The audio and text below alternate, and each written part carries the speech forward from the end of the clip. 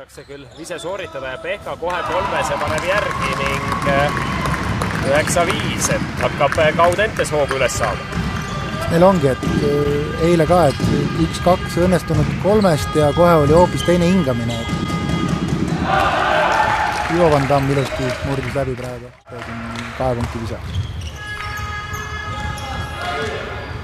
Ja välja Kalev pressimas saabki palli kätte, Tammelt veel 2 punkti ning vahe juba 10.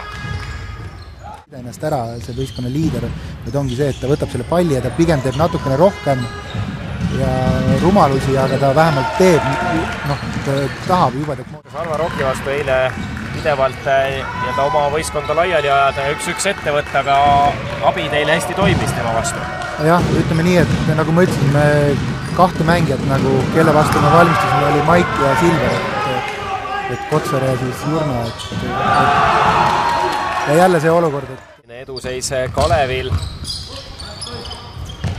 Tamm 3 tagant viskele ei saa, läheb läbi ja seal Kotsar ei suutnud ja tuleb ka Krassilt sööt, aga lihtne visekorvi alt läheb mööda.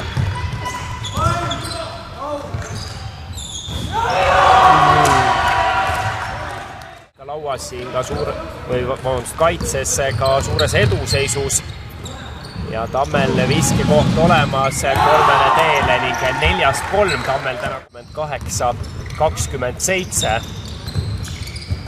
Nii et Raamo siis finaalseeriat vähemalt avapoolajal paremini on alustanud. Tamm paneb järjekord.